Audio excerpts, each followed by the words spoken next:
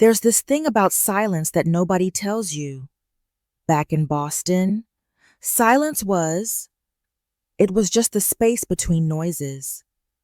The pause before the next carriage rattled by. The breath between parlor conversations. The gap where the orchestra tuned their instruments. Silence was temporary, polite, decorative. Out here in the Dakota Territory, silence is a living thing. It presses against the walls of this cabin like something with weight, something with breath.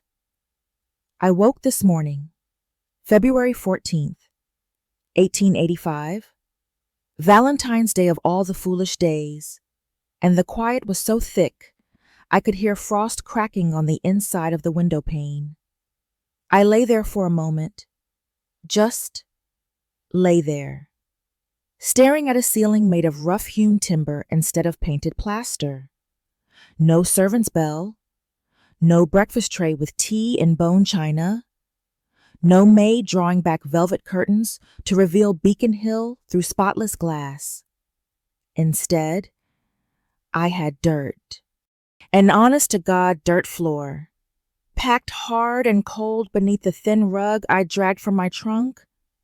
I had walls that let the wind whisper through gaps I didn't know how to seal. I had a hearthstone and iron, good enough but cold, dead cold, because Annabelle Prescott, daughter of Edward Prescott of Prescott Maritime Holdings, graduate of Miss Calloway's Academy for Young Ladies, could not light a fire. I mean, honestly, I could conjugate Latin verbs. I could play Chopin's nocturnes from memory. I could identify 14 varieties of imported orchid by scent alone. But I could not. God help me. I could not make kindling catch. I tried. 3 weeks I'd been here, and every morning was the same humiliation. Matches struck and wasted. Newspaper curled and blackened without transferring flame. The wood just sat there, refusing me. Like even the timber knew I didn't belong. But I did not go back to bed. I want you to understand that. I sat in the cold, wrapped in a quilt that smelled of cedar and horse's quilt, the one he'd left folded on the chair before I arrived, and I chose it. I pressed my palm flat against the frozen window pane and felt the sting bite deep into my skin, sharp and clean. And I thought, well, at least the cold doesn't pretend to be anything else. At least the cold doesn't smile at my face while calculating my father's net worth behind my back. I pulled his letter from beneath my pillow. I'd read it so many times, the creases were soft as cloth. Plain handwriting blocky. Careful. 2 words misspelled. I am a man of little means but honest work. I have 40 acres of grassland and a good horse. I am looking for a wife who values character over comfort. If this is you, please write back. Acres. Comfort. Right. Back east. I'd received love letters pinned on monogram stationery with quotations from Keats. Letters that smelled of cologne and said nothing real. Letters from men who knew the exact dimensions of my father's bank vault before they knew the color of my eyes. I held Caleb Dunne's misspelled letter against the gray morning light and thought, well, did I trade one kind of emptiness for another? One kind of cold for a different kind? The wind answered by pushing through the cabin walls, and I pulled the quilt tighter. At least this silence didn't lie. He knocked like he was afraid the door might break. That was the first thing I noticed about Caleb Dunne, not his face, not his build, not the state of his clothes. The knock, 2 taps, soft, almost apologetic, like the door was doing him a favor by standing there.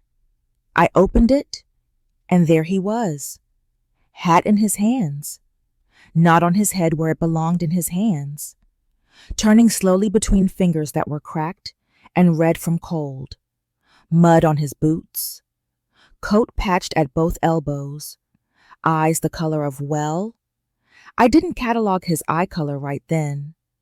I was too busy looking for the thing I always looked for. The performance. See, back in Boston. Every man who came to our door had a presentation.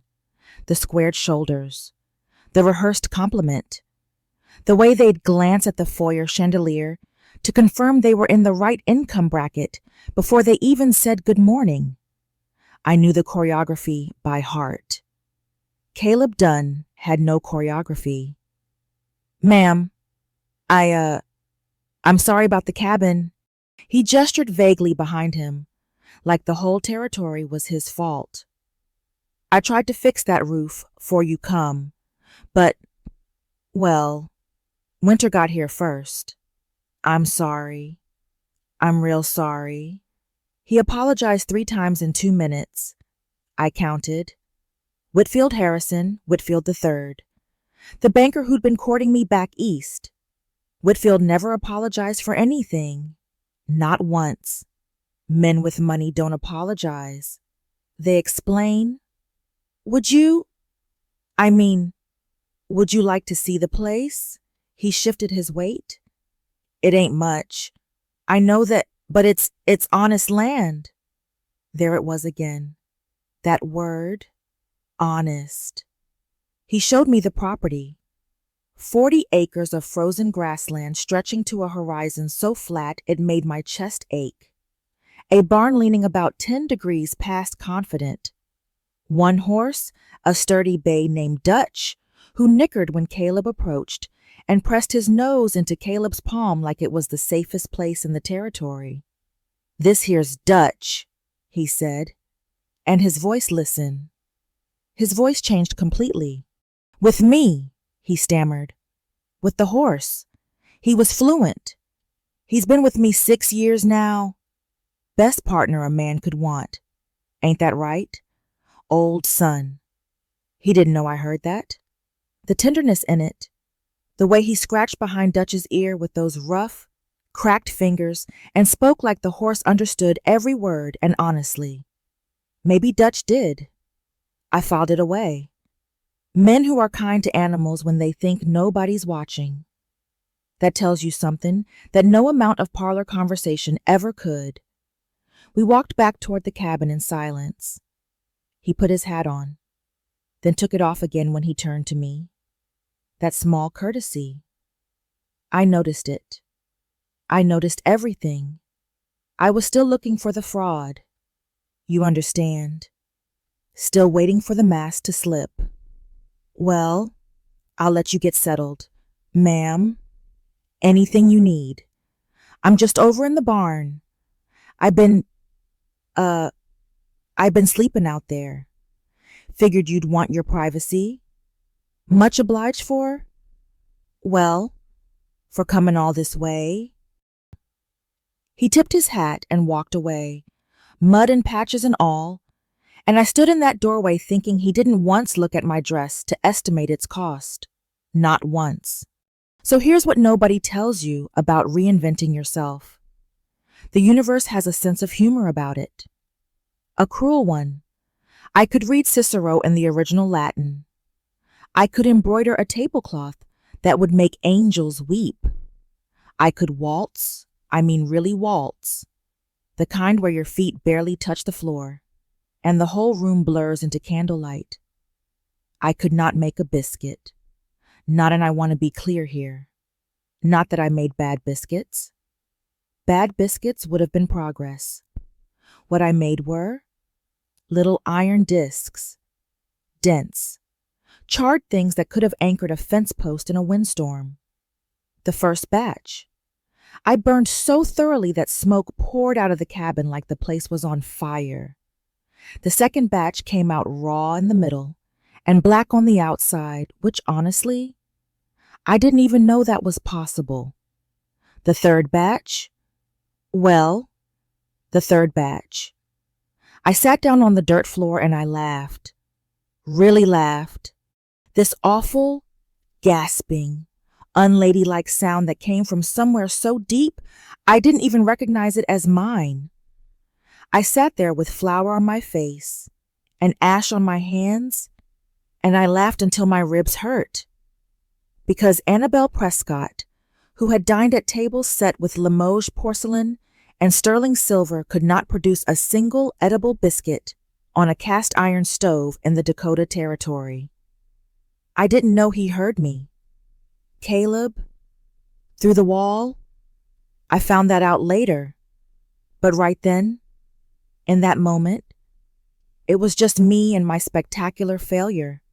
And I mean, what else could I do but laugh? The failures compounded. Water hauled from the well and spilled across the floor because I didn't know the bucket had a cracked handle. Fire that died at midnight because I hadn't banked the coals. I didn't even know what banking coals meant. My hands, which had never done anything harder than needlepoint, cracked and bled in the dry cold. And then the provisions started appearing. Firewood, stacked neat beside the door, split to the right size, arranged so I could reach it without stepping into deep snow. I hadn't asked. He hadn't mentioned it. A jar of preserved peaches on the kitchen table, just sitting there when I came back from the outhouse one morning, golden and sweet through the glass, with a cloth tied over the lid, my cracked water bucket, replaced overnight with a sound one each time. I looked for the ledger, the accounting, back east. Every gift was a transaction. Flowers meant he expected a dance. A book meant he expected conversation. A bracelet meant he expected eat well. Everything had a price. Every kindness came with an invoice tucked inside. I searched Caleb's quiet gifts for the hidden debt and found nothing. Just firewood, just peaches, just a bucket that didn't leak. That evening, I ate the peaches standing at the window. No crystal bowl, no silver spoon, just my fingers and the jar. Sweet juice running down my chin while February pressed its face against the glass outside. And I thought back east. Sweetness always came in crystal. Here it comes in mason jars. And somehow, God help me, it tastes more real. The lessons started without either of us naming them lessons. One morning I was fighting the stove again, losing, as usual, and Caleb appeared in the doorway. Didn't say anything at first. Just watched. Then real quiet, like he was talking to Dutch. Ma'am, if you bank the coals at night here, like this the embers'll hold till morning. You just gotta give 'em air come first light. He showed me, hands moving slow and deliberate over the iron grate, arranging ash and coal with a precision that had nothing to do with education and everything to do with years. He explained without condescending, corrected without mocking. When I did it wrong, and Lord, I did it wrong, he just said, almost, try again, with the same patience he used on fence posts and horse tack. That was Tuesday. By Thursday, he was teaching me to read weather by the clouds. See them mare's tails up high, means weather's turning. You got maybe a day 'fore it hits. By Saturday, we were mending a fence post together, his hands guiding the wire through the staple while mine held the post steady. His hands? I need to tell you about his hands. They were a map of his whole life. Those hands, scarred across both palms, old scars, white and smooth, from wire and leather and God knows what else. Calluses so thick across his fingers that I imagined he couldn't feel fine textures anymore. Knuckles swollen from cold. A crooked little finger on his left hand broken once and set without a doctor. And yet, and this is the part that undid me, those same hands touched everything with such care.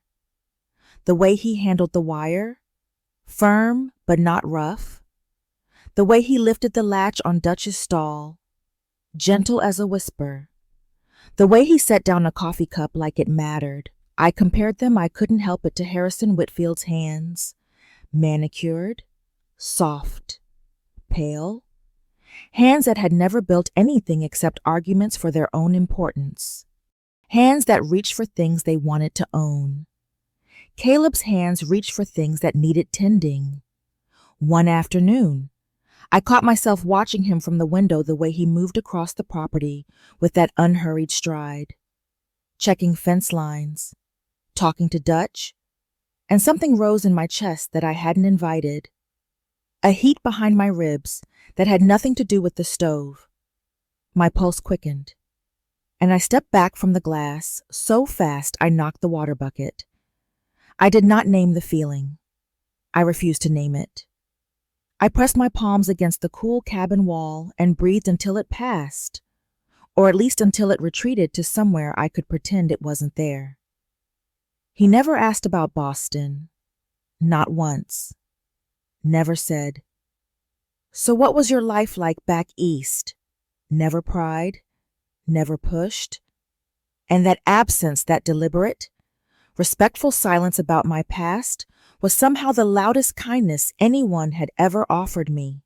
That night, I opened my journal for the first time since arriving. I hadn't written a word in 3 weeks. But that night I wrote, not a complaint, not a catalog of hardship. I wrote about how firelight looks on hands that have never lied. The supply wagon came on a Wednesday. I heard it before I saw it. The creak of wheels over frozen ground. The driver calling to his team. Caleb walked out to meet it and came back carrying a flour sack, a tin of coffee, and a letter. He held the letter out to me like it might bite. Eleanor's handwriting. I knew it before I saw the name, that perfect, finishing school script. Each letter formed like a tiny act of obedience. My sister, my gentle, terrified, dutiful sister, who had wept at the front door while I climbed into a hired coach and didn't look back. I took it to the kitchen table, sat down, broke the seal. "Dearest Annabelle," she began, and I could hear her voice thin, anxious, carefully modulated to sound brave. "Father refuses to speak your name. Mama has told the Hendersons you are visiting an aunt in Philadelphia. Annabelle." The whispers. She described Valentine's preparations as if reporting from a battlefield. The orchids arriving at the hothouse, blooms shipped from New York, their petals thick as velvet, their fragrance manufactured in heated glass, French chocolates in silk-lined boxes, a card from Whitfield, attached to a sapphire bracelet, "For the woman who deserves the world's finest." I read that line twice.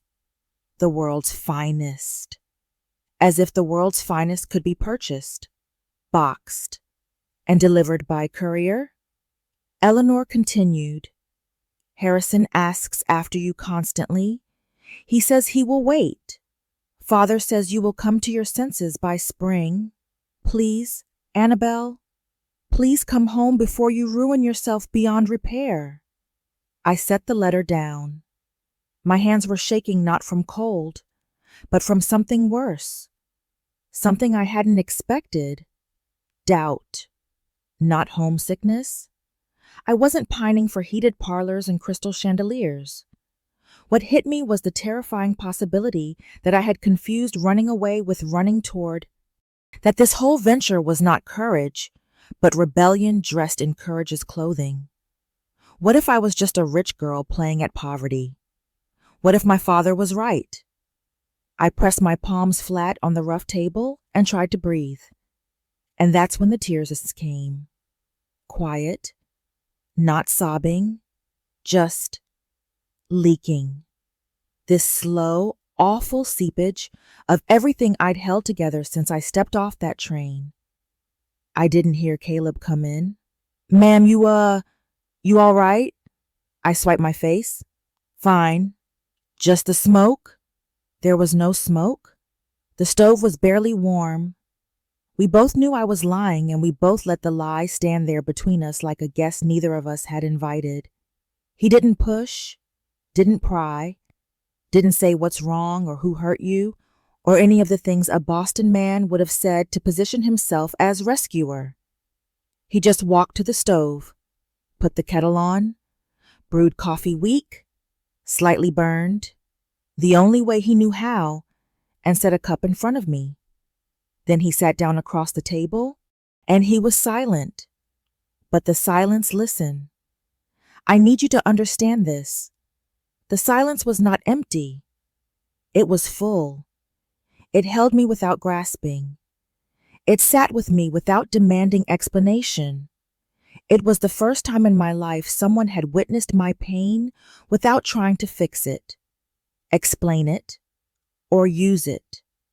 I wrapped both hands around that tin cup and watched steam curl upward in the lamplight.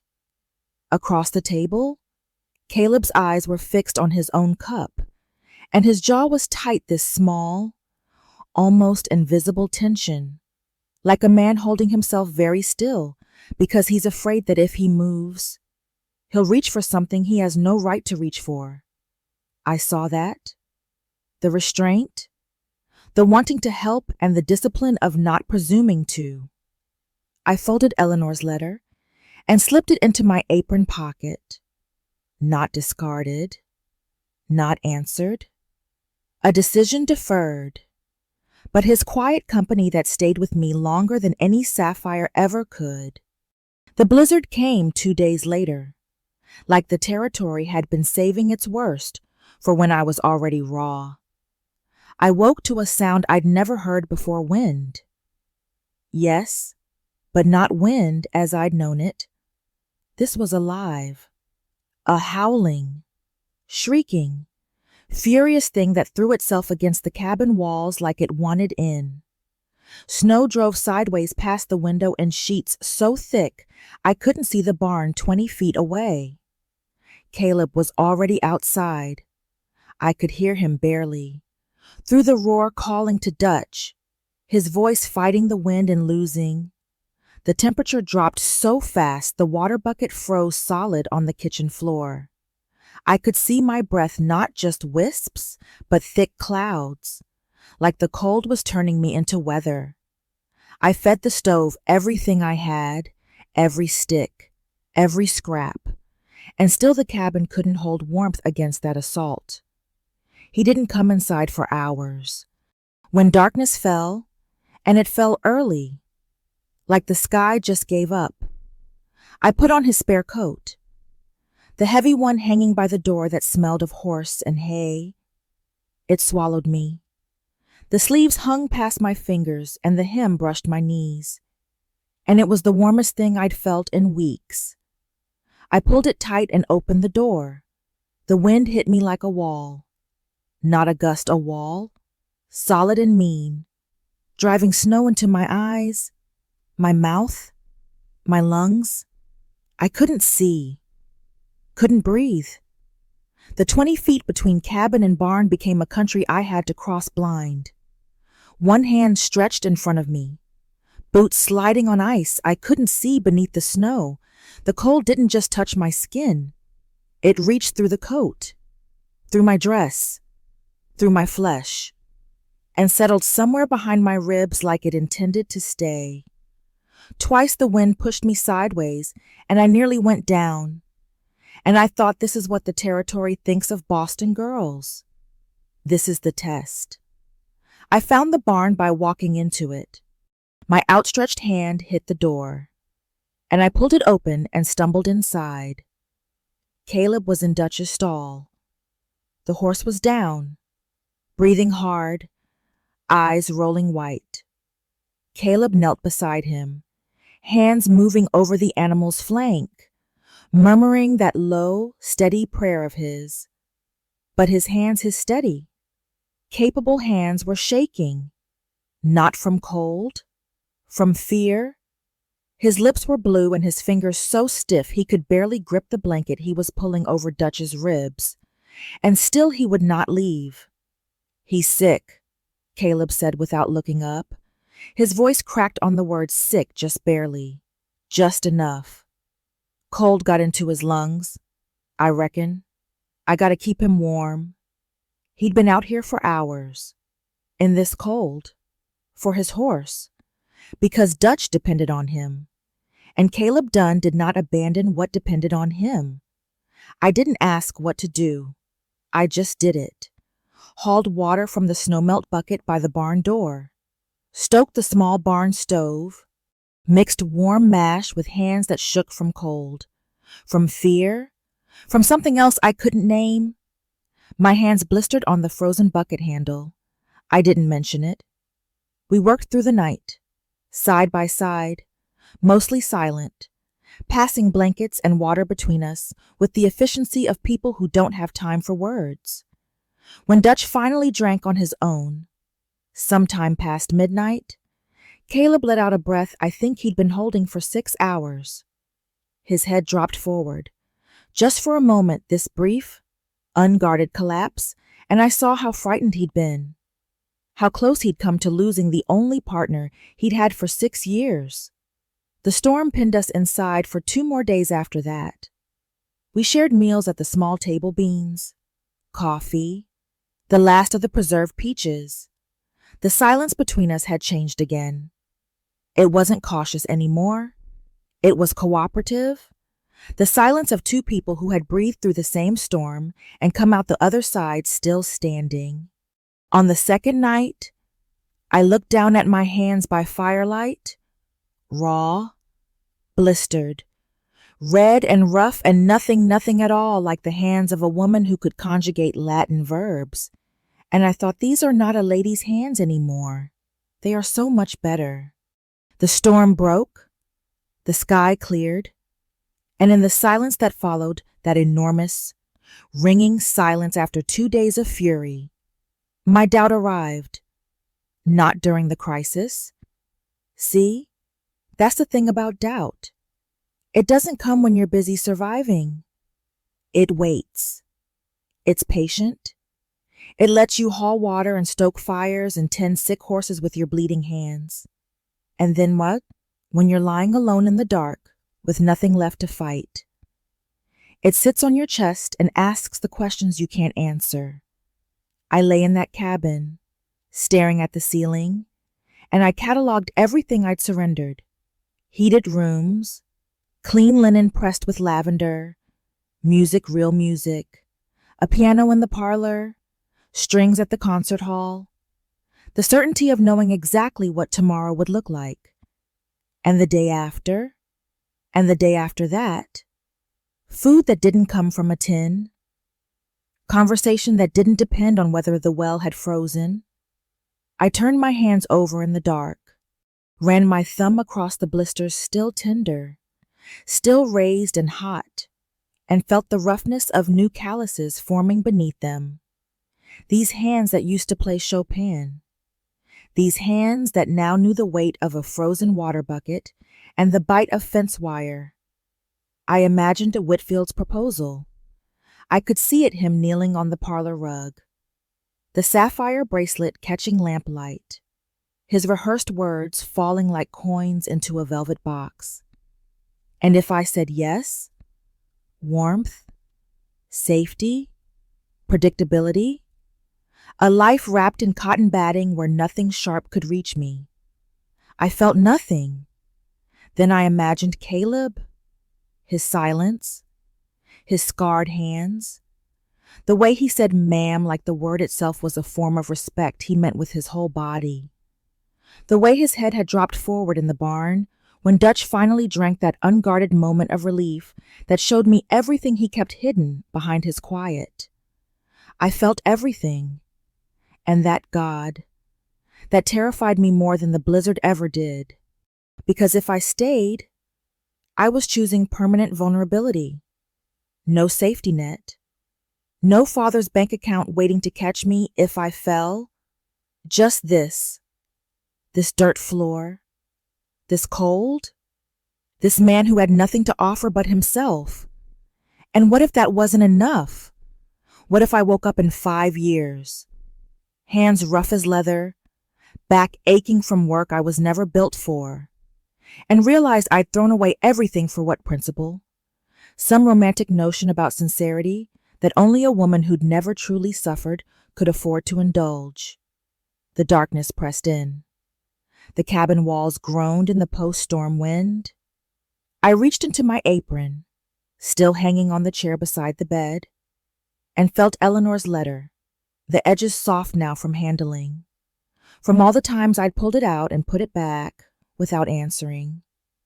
I didn't unfold it, just held it in the dark, feeling its weight, feeling it grow lighter with each breath. And I knew with the certainty of a woman who has finally stopped lying to herself that this was the only choice that mattered. Not Boston or Dakota, not wealth or poverty, truth or performance. That was the question. That was the only question. I turned toward the wall, pressed my palm flat against the rough timber boards Caleb had nailed himself. Imperfect and solid and real. I could feel the grain under my skin, the knots, the honesty of wood that hadn't been sanded smooth or painted over. And I whispered it, just one word, into the dark, into the silence, into the rough wood that held this cabin together, the way truth holds a life together. Stay. I woke to light. Not the gray film that had passed for daylight during the storm, but actual sunshine pouring through the frost on the window like liquid gold. The cabin was cold. The fire had died in the night, but something in me was quiet, settled, like the word I'd whispered into the dark had done its work while I slept, rearranging something fundamental behind my ribs. The doubt wasn't gone, exactly. It had just stopped shouting. Caleb's coat was missing from the hook, his boots absent from their place by the door. I assumed he was tending Dutch, checking fence lines, doing the 100 quiet tasks that filled his mornings. I stood at the kitchen table and pulled Eleanor's letter from my apron pocket. I read it one last time, every word. The orchids, the chocolates, the sapphire bracelet, the whispered shame. Please come home before you ruin yourself beyond repair. I folded it carefully, neatly, the way Eleanor would have folded it, with precise creases and proper corners. Then I opened the stove door, and I placed it inside, and I watched Boston burn. The paper curled, blackened at the edges first, then really caught, bright and hungry, and within seconds the words were ash. The orchids, ash. The sapphire, ash. Whitfield's a wedding. Eleanor's pleading. Father's fury, all of it consumed by a fire I had finally learned to tend myself. I felt, well, I can't explain it exactly. It wasn't joy. It wasn't grief. It was release. Like setting down a trunk I'd been carrying so long, I'd forgotten my arms were tired. I closed the stove door. The cabin smelled like smoke and endings. That's when I heard his boots on the porch. The door opened, and Caleb stepped in with snow on his shoulders and red in his cheeks, and oh, listen, in his hand, held out the way a man holds something precious and breakable, was one single bloom, a wild prairie rose, frost-touched, petals tight against the cold, its color somewhere between blush and defiance, this impossible, stubborn, beautiful thing that had no business being alive in February. He'd ridden out. 3 miles, I learned later. 3 miles through snow that was still knee-deep in places, because somewhere out on the frozen prairie, One wild rose had been brave enough or foolish enough to bloom in winter, and he'd found it, and he'd brought it back for me. He stood there, hat in his hands again, always hat in his hands, and he said the words I will carry with me until I am old and gray, and telling the story to grandchildren who won't believe a word of it. It ain't much, ma'am, but it's real. I took the rose. Its stem was cold between my fingers. I could feel where the frost had kissed the petals, leaving them slightly brittle, slightly translucent, like the flower itself was made of frozen honesty. I looked at this man, this poor cowboy with his 40 acres and his faithful horse and his misspelled letters and his heart so big it filled every silence between us with something I'd spent 23 years in Boston never finding. And I made my choice. I took his hand, his rough, scarred, honest hand, and I led him to the hearth, the cold hearth, the one that had defeated me every morning since I arrived. Teach me to light this properly, I said. I'm staying. He knelt beside me, showed me one more time, patient as ever, how to arrange the kindling, how to angle the match, how to give the flame room to breathe. His hands over mine, guiding but not controlling. And the fire caught. It caught. And warmth flooded that cabin like something that had been waiting outside the door for weeks, just waiting to be invited in. I held the rose to the firelight. Its frost-touched petals glowed not the hothouse perfection of Boston orchids, but something wilder, braver, more honest. Everything real is imperfect. Everything worth having is brave enough to bloom anyway. Spring came slow to the Dakota Territory, not all at once, like it does back east, where one morning the trees explode into green and everyone pretends winter never happened. Out here, spring crept, a softening of the wind, a brown patch appearing in the snow, then another, the first blade of grass pushing through frozen ground like a small green act of faith. I noticed these things now. I noticed everything now. Mornings had a rhythm. I'd wake before full light, bank the coals from the night before I could do it in my sleep by then, my hands knowing the weight of ash, the temperature of iron, and coax the fire back to life. Coffee first, strong and dark, better than it used to be, though Caleb never complained about any version of it. He'd come in from the barn with hay in his hair and cold on his skin, and we'd sit at the table he'd built from scrap lumber, rough-planed, slightly uneven, solid as a promise, and drink in shared silence. The biscuits, I should tell you, were finally edible, not elegant, not what any Boston baker would claim with pride, but edible, golden-ish, warm. Caleb ate them like they were the finest thing he'd ever tasted, and I'd catch his eye across the table and, well, I mean, maybe to a man who'd been eating his own cooking for 6 years. They were. I wrote back to Eleanor on a Tuesday morning with spring light pouring through the window. I'd finally learned to seal properly with tar paper and determination. Dear Eleanor, I wrote, I am not lost. I am finally where I was always meant to be. Tell Father I am well. Tell Mama Philadelphia has been lovely. And tell Harrison Whitfield. Tell him I hope he finds a woman who wants sapphires. I found something they can't buy. I sealed it without hesitation, set it on the table for the next supply wagon, and I felt not triumph, not defiance, just peace. The quiet, settled peace of a woman who has finally stopped arguing with her own heart.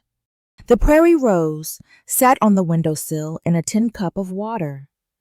It had dried by then, petals gone papery, color faded from blush to a dusty rose gold. but it held its shape. Stubborn thing, refusing to collapse even in death. Same as it had refused to die in February's cold. I pressed it that afternoon, took the leather-bound volume of Tennyson I'd carried from Boston, the only book I'd brought, the one luxury I couldn't leave behind, and opened it to a random page. I laid the dried rose between the leaves and closed the cover gently.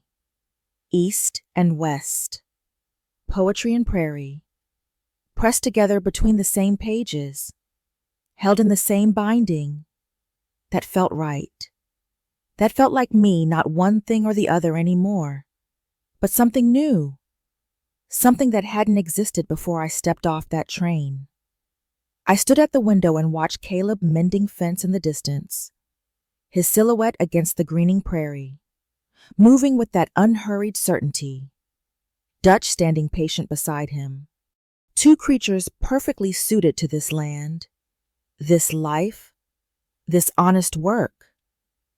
He looked up, saw me watching, touched the brim of his hat, that small, habitual courtesy that still, after everything, made my chest ache, and turned back to his work. I didn't come west to find a husband. I want that understood. I came to find the version of myself brave enough to want what's real, brave enough to choose a dirt floor over marble, brave enough to burn a letter from the life everyone told me I should want, and light a fire in the life I chose for myself. Caleb Dunne gave me one wild prairie rose on a Valentine's morning when rich men back east were sending hothouse orchids to women who would forget them by March. I held that frost-touched bloom, and I can still hear his voice, quiet as a prairie wind, saying, "It ain't much, ma'am, but it's real." And I knew with every cracked, blistered, beautiful inch of my no longer a lady's hands that I had found what money never bought. Sincerity, just sincerity, the most expensive thing in this world, and it cannot be bought at all. I held the pressed rose to the spring light, turned it slowly, watched the sun pass through its papery petals like a whisper passing through a prayer. And I thought, I thought what I still think now, every morning, when I wake in this cabin that is no longer cold, beside this man who is no longer a stranger, in this life that is no longer a gamble, but a home, one real thing is worth more than 1,000 perfect imitations. And I chose the real thing. I chose the rose. End.